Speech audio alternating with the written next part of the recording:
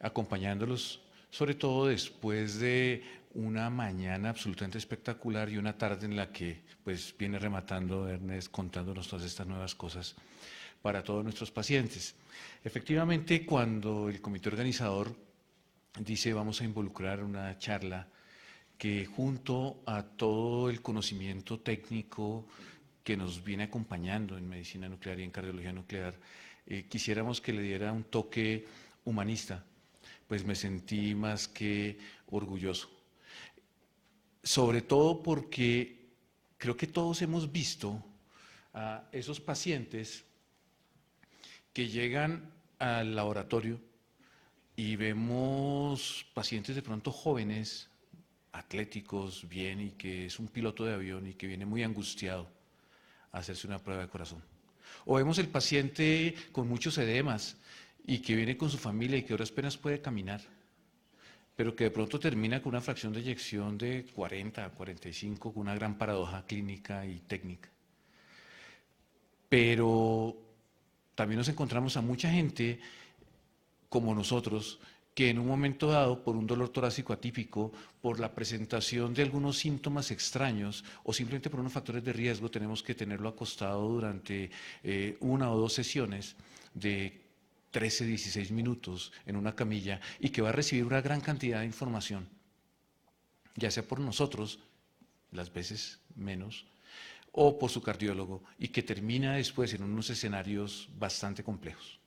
Estamos en una epidemia de enfermedad cardiovascular y formamos parte clarísima de todo lo que manejan los algoritmos y manejamos gran parte del presupuesto de todas las naciones en salud pública para lo mismo. Sin embargo, algunas veces nos deleitamos con esto, pero nos olvidamos de quiénes son esos pacientes y realmente qué es lo que están viviendo y qué es lo que les podemos aportar a más de un reporte. Y un reporte que además es una característica especial y que lo vamos a ver y pues creo que toda la mañana y toda la tarde lo hemos visto, pero mañana va a ser mucho más fuerte cuando lo que decimos en ese reporte termina haciéndose de una u otra forma. ¿Qué hacer con una lesión que llamamos leve o una lesión que llamamos severa y terminamos sabiendo casi en qué va a parar ese paciente? Pero, ¿cuál es el concepto real de medicina centrada en el paciente o eso que decimos con mucho orgullo de primero mi paciente? Y que en algunas organizaciones lo vivimos y enarbolamos grandes banderas para eso. Sobra decir que nos encontramos en una época bastante adelante de cuando simplemente teníamos mitos y había una gran religiosidad para el manejo de todo lo que tenía que ver con los pacientes y la medicina. Hoy, por supuesto, el trasfondo clínico y técnico es gigante, pero sobre todo pareciera ser que mientras crece toda la tecnología y mientras tenemos un gran desarrollo en medicamentos, en dispositivos, especialmente en el campo cardiovascular, para mejorar la sobrevida de los pacientes, la calidad de vida de ellos no completamente clara no se está midiendo y no se está evaluando correctamente. Mucho más cuando sabemos que el consumo de recursos de los sistemas de salud en pacientes con enfermedad cardiovascular es bastante grande y se están llevando muchísimos países y mucha parte del presupuesto. ¿Cómo analizamos y cómo hacemos para que nuestro trabajo, centrado de una manera técnica, de una manera precisa, con todos los recursos tecnológicos que tenemos, miren al paciente de una forma clara y un poco más humana? Y cuando digo un poco más humana, es porque algunas veces cuando se entrevista a un residente de imágenes diagnósticas, inclusive algunas veces unos residentes que vienen para medicina nuclear, que tiene un componente clínico bastante grande, algunos dicen, a mí me gustan las imágenes diagnósticas es porque no quiero ver pacientes. A mí me gustan las imágenes diagnósticas porque no tengo nada que ver con la familia, no tengo que hablar con nadie. Y ahí es donde uno empieza a decir, bueno, ¿dónde estamos y en qué momento vamos a dar ese giro para que nuevamente los pacientes vuelvan a estar en nuestro laboratorio y nosotros o bien nuestros equipos tengan un discurso, tengan un manejo que sea especial con ellos y que pueda manejar no solamente su enfermedad, sino sus angustias y por supuesto ayude a que esa calidad de vida deteriorada se pueda dar. Mucho más cuando tenemos unas pruebas como las que siempre manejamos todos los días, donde somos capaces de decir quién no tiene enfermedad e inclusive predecir perfectamente y decir, mire, no le va a pasar nada en el siguiente año, 0,4% su riesgo de tener un evento duro. Y es más, le podemos decir, y si usted controla su factor de riesgo y hace una buena rehabilitación cardíaca, seguramente no le va a pasar nada en 2, 3, 4 años. Diferente si tenemos un paciente como este con una carga de enfermedad isquémica bastante grande, en el cual ya podemos decir, seguramente usted se va a ir a cateterismo, o inclusive ya muchos de nuestros tecnólogos se lo pueden ir diciendo al paciente. ¿Cuál es el impacto que se está teniendo con esos pacientes? ¿Cuál es el impacto de la prudencia que estamos teniendo? Compartimos esta diapositiva hermosísima de la Sociedad Americana de Cardiología Nuclear, en donde la prudencia es fundamental a pesar de tener datos absolutamente concretos. Y si eso está allí, es absolutamente importante porque miren ustedes, de todo que es fundamental, y donde dice cuál es el manejo y la manera como se va a abordar el paciente, miren este mensaje espectacular que aparece aquí. Pero a eso están llegando los pacientes. Los pacientes están llegando cada vez mucho más informados. Y pareciera que nosotros no estamos formando parte, y eso es una de las cosas que vemos cuando hablamos de ética con nuestros residentes, cuando hablamos con nuestros colegas, de qué está sucediendo realmente en el manejo de información que le estamos dando a los pacientes, sobre todo cuando de una manera directa tenemos alcance a ellos. ¿Formamos nosotros parte o no del eslabón de cuidado? ¿Reconociéndonos como verdaderos cuidadores o simplemente somos, como se decía desde los años 70 a los 90, los que hacemos imágenes diagnósticas somos un pedacito del rompecabezas y que el dueño del rompecabezas se encargue? Hoy pareciera ser que el paciente, si lo vimos, no quiere eso. Y quisiéramos volver a esos tiempos en donde el gran experto en cuidar y cuidar formara parte de pronto de nuestro propio ADN. Y la pregunta es, ¿cuál es la responsabilidad que tenemos nosotros también en esos primordios que vienen desde tiempos hipocráticos, donde solamente el arte de la medicina se dedicaba a diagnosticar, a curar cuando podía y por supuesto a predecir las enfermedades? Nosotros estamos en el campo de la predicción y lo hacemos muy bien y cada vez predecimos mucho más. Y predecimos a quién le puede ir bien, a quién le puede ir mal, pero ¿está llegando esa información de una manera adecuada a nuestros colegas para que ellos la puedan transmitir y tomar decisiones? ¿O son las guías clínicas las que tienen el mismo impacto en todos los países y en las mismas sociedades, pero que le está llegando también a los pacientes? Desde los 70, un renacer histórico supremamente importante en la medicina, y viene arrancando desde la psiquiatría, pero interesante que muchos patólogos retomaron la bandera de la humanidad. Y la retoman hablando de un concepto que se aterriza y hoy lo tenemos claro como medicina centrada en los pacientes. Y que en algunas instituciones, como les dije antes, lo cerramos como primero o ante todo mi paciente. Esto simplemente lo que dice es que si el paciente es la razón por la cual nos hicimos cuidadores, y fíjense que sigo insistiendo en que formamos parte de ese concepto grande que se llama cuidado, porque ni somos los encargados directos de tratar, ni somos los responsables completos de todo el desenlace del paciente, si formamos parte de todo ese contexto de cuidado. Pacientes que llegan al laboratorio de cardiología nuclear y que perfectamente podemos bajarles la angustia o aclararles cómo es la prueba. No sin tener algunas veces creer más bien que podrían existir problemas si le adelantamos información y su cardiólogo no se la ha dado antes, o si no llamamos al cardiólogo. Y esta charla forma parte de otra que también me invitaron mañana para que habláramos de cómo puede ser y cómo se introduce un poquitico de la ética en la cardiología nuclear de forma específica.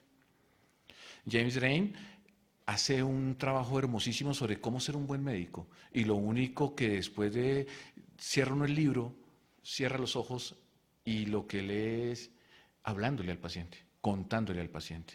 Y el mensaje es, ¿solamente eso es para los clínicos? ¿O será que los imagenólogos tenemos algo que ver en eso? Imagenólogos que, como nosotros, cada vez mucho más expertos, estamos tomando partido, claro, y manejando el presupuesto de las naciones en salud.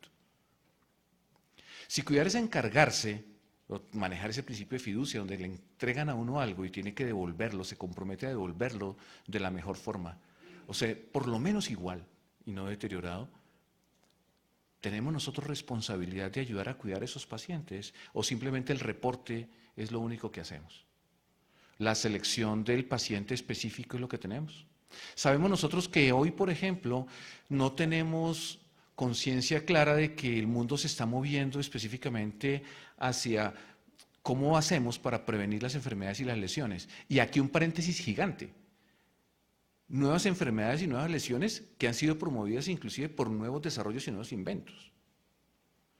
El doctor García nos hablaba hace un rato de qué le podemos hacer a un paciente que, por ejemplo, no tiene disincronía y le colocamos un resincronizador. O fácilmente enfermedades de hace 20 años o de hace 10 años como la reestenosis. Y hoy más adelante, reestenosis intraestén. Esos son neoenfermedades que ponen al paciente inclusive en una condición de predicción mucho más difícil. O intentemos nosotros predecir algo en un paciente que le han colocado 2, 3 stents y podemos medir el riesgo, podemos saber qué le va a pasar en X tiempo, como si lo podemos hacer en un paciente con una circulación nativa o con una revascularización solamente quirúrgica. Y esos son los nuevos retos que hay para todas las enfermedades, incluyendo la enfermedad cardiovascular. Promover la salud de los pacientes y entre ellas la segunda gran epidemia, que para mi gusto es la primera, y el viernes pasado la Asociación Médica Mundial, quien además promueve estas cosas, nos hizo poner unas medias de un color y otra de otro, recordando que el 30% de los doctores de todo el mundo han tenido un intento suicida, o que el 90% de los médicos hoy han tenido por lo menos una vez diagnóstico de depresión. ¿Somos nosotros asépticos o nuestros equipos ajenos a esto? ¿O reconocemos en nuestro paciente, por ejemplo, esa segunda, para mi gusto, la primera epidemia de este siglo, como es la depresión? ¿Qué es lo que estamos haciendo nosotros para eso? Declaramos hospitales cada vez certificados dolor y sufrimiento libres, pero entendemos que es sufrimiento. Cuando tenemos al paciente 16 minutos con sus brazos arriba, o inclusive ya hoy no nos preocupa ni siquiera los brazos, pero ¿qué está pensando en esos minutos? ¿Y qué espera el reporte o cuando se lo entregamos o él lo recoge? ¿Qué está leyendo de lo que estamos diciendo nosotros? Y mucho más cada vez que leemos con software automatizados que abajo dicen riesgo de muerte tanto. ¿Qué parte estamos tomando nosotros del juego? ¿Solamente del juego técnico o del juego del paciente? ¿De qué lado estamos? No estoy diciendo que estemos del lado malo, ni que sea gris. No, debemos estar en la zona gris. Y creo que es la que nos pone a reflexionar para poder llegar por las noches a dormir siempre contentos. Asistir a aquellos que no tienen curación. Y si han podido caminar en este hospital cardiovascular, nos encontramos a los pacientes de la clínica de falla cardíaca o los niños que tienen malformaciones. Y por supuesto no tienen curación. Pero ¿cómo podemos darles algo de confort o de comodidad, si me permiten que lo diga allí, o alivio con tomarle la mano o enseñándole a nuestro equipo que algunas veces, si bien prevenimos esos niveles de radiación, quedarse dándole la mano o hablándole mientras se le hacen los 13 minutos de la prueba podría ser un gran alivio y un gran apoyo, que de pronto es lo que el paciente necesita y no solamente el reporte de 300, 400 o en algunas otras latitudes $1,000 de la prueba de perfusión miocárdica. Evitar la muerte prematura con diagnósticos específicos, con diagnósticos que, como hemos visto, es muy difícil equivocarse. Cuando leemos con nuestros residentes los estudios de medicina nuclear después de su rotación, decimos, están diseñados para bobos. Un estudio de cardiología nuclear se lee en orden, se procesa bien, con todas las variedades, con todas las dificultades y toda la técnica que siempre hay que revisar, pero es muy difícil equivocarse. Pero cuando nos equivocamos, lo menos que llevamos al paciente es un cateterismo, con todo lo que puede significar esto, y a lo que algunas veces hemos encontrado cuando conversamos con ellos en encuestas, y dicen, tuve que renunciar, cambié de trabajo, y pues estamos ante una lectura de altísima sensibilidad. O cuando salimos de la prueba y simplemente están esperando que les digamos algo y no lo podemos hacer. Promover la muerte en paz, indudablemente es otro de los grandes retos de los grandes centros y de los doctores en todo lado. Y cuando digo los doctores, hablo de los doctores y todos los equipos. Probablemente uno diría, no tiene nada que ver con cardiología nuclear. Y de seguro no tiene nada que ver. Y probablemente la mitad de los que estamos aquí dicen, pero ¿qué me está hablando este señor? Que se acabe rápido, que nos vamos al lunch. Pero efectivamente, si esta es la cruzada y es el mensaje de la Asociación Médica Mundial, es porque nos están interesando los pacientes, porque efectivamente ellos son la razón de ser de muchos. Pero ¿cómo llega uno a hacer eso? ¿Solamente con discurso? Y hemos visto que no. Hemos visto que efectivamente hay que tomar estrategias específicas para poderlo hacer. Y ustedes ven allí, me hice un mapita mental de algunas estrategias que se pueden tener. Y por donde quiera que lo tomemos, hay siempre cosas que hacer, pero cosas que además son verdaderamente complejas, como lo que vamos a ver aquí. Tomemos, por ejemplo, la vía de determinantes de la salud, por ejemplo, vámonos por aquí, donde tenemos que innovar para poder aprender, por ejemplo, qué es salud. Y todos veníamos y cada vez salen más editoriales en las revistas sobre abandonemos ya el concepto de 1948 de salud, perfecto estado de bienestar. ¿Cuál bienestar y cuál perfecto estado? Si ni siquiera lo tenemos. Cuando realmente con todas estas enfermedades crónicas, pacientes con enfermedad coronaria, diabético, hipertenso, dislipidémico, que probablemente su desayuno es agua y 7 pepas, 7 pastillas para poder estar ahí, pues probablemente está adaptado a su enfermedad y esa es su manera de estar. Si no lo hace, pues va a estar enfermo. Y es lo que llamamos alostasis, algunos de los filósofos de la medicina, y es lo que decimos es la manera de adaptarnos a las condiciones que nos tocó. A algunos nos tocó la condición genética de toda la carga de enfermedad, a otros les tocó la condición ambiental, una condición traumática o simplemente una neoenfermedad por un estrés nuevo. Pero ¿cómo lo percibe el paciente y qué tiene hoy? ¿Cómo juega esto en la enfermedad cardiovascular? Pues juega muy fuerte y juega consumiéndose gran cantidad de recursos. Miremos nada más lo que, si va uno centrándose en tipos de pacientes, vemos como todo lo que vimos hoy de cascada isquémica y lo que vimos de cómo se aborda o cómo el gran esfuerzo que hace el mundo en la cruzada de protección a las mujeres. Y por supuesto, el triángulo que salva vidas en las mujeres con enfermedad o con sospecha de enfermedad del corazón. Pues hay una manera específica de hacerlo, una elección específica de pasos y una designación adecuada de manera de interpretar las pruebas, como ya lo vimos además. O lo que sucede con otros de los grandes problemas que hay, como es el paciente diabético, en el cual, pues obviamente si la prueba sale con casi normal, pues el porcentaje de aparición de eventos, ya todos lo sabemos, es bastante escaso. Pero si la prueba sale con una isquemia, con una lesión severa, pues la posibilidad que este paciente tenga eventos duros, pues va a ser mucho más alta, o que tenga eventos catastróficos, pues va a ser mayor. Si no hablamos del consumo de medicamentos, si no hablamos de los días de cuidado intensivo y los días de pérdida de vida saludable que puede tener. Ahí es donde decimos, la medicina sí se puede hacer centrada en el paciente, desde cada esquina que la estemos viendo. Porque en últimas, el concepto de enfermedad no es sino una percepción subjetiva de lo que se puede estar teniendo, de un relacionamiento entre el organismo mismo, los estados dinámicos de desadaptación y lo que el medio ambiente le puede ofertar. Si uno mira que puede seguir hacia allá, probablemente viene toda la subjetividad que pueda tener el paciente. Y la salud, pues juega igual, solo que hablamos de adaptación y cómo hacemos que el paciente empiece a adaptarse. Y algo de lo que estamos enseñando, los que trabajamos hablando de humanidades a los estudiantes, es decirles, no pierda cada instante, cada momento es de oro para que le pueda informar al paciente y le pueda contar qué le está pasando. Porque en ese momento usted no sabe el impacto positivo que puede estar haciendo en los procesos educativos. Tomemos otra ruta que podría ser más fácil y más cercana porque es lo que estamos haciendo aquí nosotros. Los resultados clínicos, algo un poquitico esotérico pero fundamental como la experiencia del paciente, el bienestar de los cuidadores y por supuesto lo que tiene que ver con los costos que se invierten en salud. Hablábamos antes del triple producto en salud, pero lo que sí tenemos claro es que hoy cualquiera de nosotros, y esa sí es una obligación que debemos tener, es que los mejores resultados clínicos sí tenemos que aportarlos, pero no solamente tenemos que aportarlos, sino tenemos que demostrarlos y tenemos que compararlos y tenemos que compilar la información.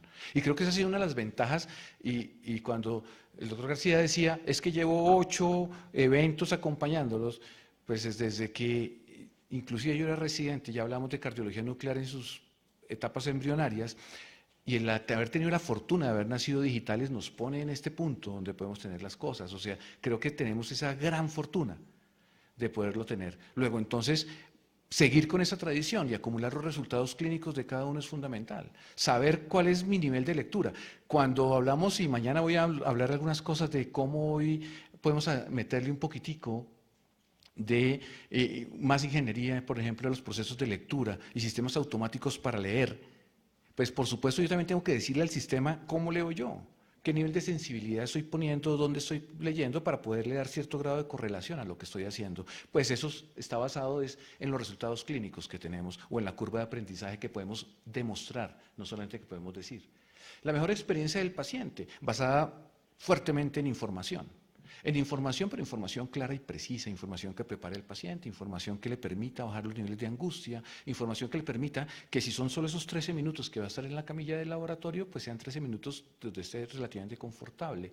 Pero acuérdense, tenemos para una prueba de este estilo, pacientes que inclusive llegan a la banda a hacerse la prueba de esfuerzo, pero toca virarlos a una prueba de estrés farmacológico. ¿Qué está pensando el paciente en ese momento? ¿Qué está sintiendo? Que después le decimos normal y sí lo va a creer. ¿O creerá que estamos en una especie de código rojo donde mire todo lo que me tuvieron que hacer y no me están haciendo nada? O algunas veces no es mucho más fácil terminar la prueba y mostrarle al paciente, mire cómo está, dependiendo del nivel de angustia que tenga. Esa es la medicina basada en el paciente. Ese es primero mi paciente.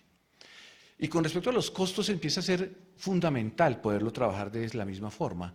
Y no estamos hablando de hacer medicina barata, porque es imposible hacer hoy medicina barata y lo tenemos absolutamente claro. Pero sí el mejor precio. Y el mejor precio es el precio que pueda responder a la necesidad que tiene ese paciente o que tiene el doctor para poderlo hacer. Si acompañado de eso podemos garantizar que durante el ejercicio no se presente ningún evento centinela, por lo menos, porque pues eventos adversos podrían presentarse y vamos a ver cuáles pueden ser en imágenes diagnósticas mañana esos eventos adversos, pues indudablemente va ganando muchísimo más importancia, respeto, adherencia, las pruebas que estamos haciendo.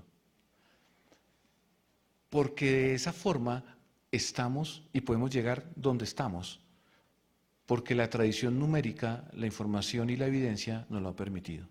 Sin embargo, miren ustedes, aquí sí necesitamos un cardio resincronizador, pero de por lo menos 4 electrodos, para poder sincronizar las necesidades que tienen los médicos que nos piden las pruebas, y ahí no estamos nosotros, aquellos que prestan los servicios, los administradores o pagadores y el mismo paciente, con respecto a los resultados que recibe o que espera recibir, al acceso a las pruebas diagnósticas y al uso de los recursos que se invierten para poder llegar allá. Miren ustedes cómo en cada uno de los cuadritos, dependiendo de la gente que se encuentre, tiene unas necesidades o una expectativa completamente diferente. Pero miren que la expectativa del paciente es completamente distante a la que tenemos nosotros o tienen los pagadores o simplemente tiene el médico que está solicitando la prueba. Él no quiere tener complicaciones, él quiere manejar su calidad de vida, él tiene que tener una buena experiencia durante todo el desarrollo de las pruebas diagnósticas y él quiere llegar a ese concepto de salud, cualquiera que sea el que le estemos dando. Desde el punto de vista de accesibilidad, él lo que quiere es tener una buena experiencia para poder llegar, no esas barreras de acceso para tener unas pruebas distantes, una buena oportunidad de atención y de nuevo no tener ningún evento adverso allí. Y en el uso de recursos, por supuesto que ahí sí coincidimos todos, no queremos gastar ninguno recursos o dinero de bolsillo y que todo ojalá fuese cubierto. Ya terminando, oigamos la voz de los pacientes, qué es lo que ellos quieren. En la última encuesta que se hizo a más de 1 millón de pacientes, enfermos de cáncer, enfermos de artritis y enfermos del corazón, ustedes no se van a imaginar qué era lo que los pacientes querían de sus médicos y de los equipos que los cuidan. Lo único que querían era una sonrisa. Ellos sabían que sabemos hacer el trabajo, ellos sabían que estaban bien atendidos, ellos sabían que las cosas iban a salir bien y también sabían lo que tenían, pero lo único que querían era un doctor y un equipo clínico mucho más cercano. Cuando hablamos de eso, por supuesto estamos hablando de los mejores intereses del paciente, porque en última estamos es para ellos, y que van de la mano de lo que hemos trabajado toda la mañana, una evidencia clínica, una evidencia científica disponible, demostrable, replicable, pero unas preferencias para ellos. Quieren ser oídos, ellos quieren que les preguntemos, quieren que les hablemos y quieren oír de primera mano. Y eso es una de las cosas que los imagenólogos no nos hemos tomado el tiempo de mirar las encuestas de los pacientes que asisten o pasan por nuestras manos. Porque pues muchas veces lo único que vemos son imágenes en nuestros computadores del PACS. Y es que específicamente lo que los pacientes quisieran es que fuese en los laboratorios de diagnóstico donde les contaran qué es lo que tienen. Y esto ha sido motivo de debate en muchos escenarios de filosofía de la medicina, es decir, si será que serán privilegios de los diagnosticadores dar todas las noticias o serán que de verdad somos parte del rompecabezas. Y la otra, la experiencia clínica, que quieren manejar una información y quieren que durante el momento de las pruebas, durante el momento de la atención, estar confortables, no piden absolutamente nada, porque ellos tienen claro que no son solamente la enfermedad. El paciente, nosotros tenemos clarísimo, y no tenemos que esperar para estar enfermos, tenemos clarísimo que las necesidades van mucho más allá de llegar a un reporte, de tener su enfermedad del corazón o enfermedad de cáncer o la enfermedad infiltrativa del miocardio. Ellos quieren ser comprendidos, quieren hablar, quieren que les den alguna recomendación de alimentación, quieren alguna recomendación de soporte, qué va a pasar conmigo después de esto, hacia dónde voy, cuándo me va a llegar el resultado. Y eso, por supuesto, simplemente es la manifestación subjetiva y natural de cualquiera de nosotros ante una sensación, si me quieren recibir esa la palabra, de vulnerabilidad o un sentimiento de vulnerabilidad que tenemos todos. Por supuesto que no podría cerrar la presentación sin actuar de filósofo como normalmente hago durante muchas de mis clases. Y aquí es reflexionar un poquitico sobre el mismo oficio que también hago todos los días como cardiólogo nuclear. Y es, ¿será que el significado de isquemia es igual para todos los pacientes cuando le leemos en el reporte? Y ahí coincido con parte de la presentación que se hacía esta mañana y me encantó cuando hacíamos estas mismas preguntas. Realmente estamos, cuando decimos isquemia severa, estamos diciendo lo que queremos decir. Y el paciente recibe exactamente ese tipo de información, él sabe exactamente qué es. Y pongo el ejemplo parecido como cuando en el sistema de salud colombiano hablamos de enfermedad catastrófica. Y el paciente se ve con un sello grande que dice en su autorización enfermedad catastrófica. Y resulta que es catastrófica porque le vale un jurgo al sistema, no necesariamente porque sea una catástrofe para él, aunque pues él sea una catástrofe para el sistema. ¿Una lesión con la misma extensión debe manejarse igual, independientemente del territorio afectado? O sea, todo lo que decimos, 10%, BRAC, a intervencionismo. ¿Una lesión podría relacionarse con otros riesgos propios del paciente específico? O sea, no solamente la edad, porque tal vez apenas decimos, no, pero espere, porque si me está hablando de un paciente de 80 o 90 años es diferente, ¿no? Quitémonos el ajeísmo de encima. Pensemos simplemente en paciente que tenga oficio diferente, un paciente que trabaje en el campo, como muchos de los que están aquí en Colombia. Podríamos llegar a comparar esos hallazgos denominados de la misma forma, por ejemplo, isquemia, que encontramos en ecocardiografía, que encontramos en resonancia, que encontramos en medicina nuclear, que encontramos en la PET, que tienen mecanismos diferentes de presentación o manifestación y significan exactamente lo mismo, se pueden comparar lo mismo. Y si la respuesta es sí, ¿los pacientes tendrán los mismos desenlaces? Creo que todavía estamos bastante verdes y es obligación de nosotros, con muchas más pruebas, con ensayos clínicos, poder llegar a ayudar a responder esto. Y por último, por supuesto, obligaciones y nuevas competencias médicas que probablemente cuando nos escondemos detrás de los negatoscopios o de los aparatos de los PACS, necesariamente creemos que las hemos olvidado. Y es cómo miramos a otros profesionales y cómo nos reunimos con ellos para poder por lo menos aprender de otra forma o enseñarle a nuestros pacientes cosas nuevas. Porque en últimas hemos olvidado hasta esto que se llama la técnica de los 9 segundos. Advisory Board, que es una de las empresas mundiales de mejores prácticas y que va recopilando en el mundo las mejores prácticas, encuentra que los mejores desenlaces clínicos se acompañan en muchos de los pacientes y entre ellos están en centros altamente reconocidos. Cleveland Clinic, Mayo Clinic y Albert Einstein, por ejemplo.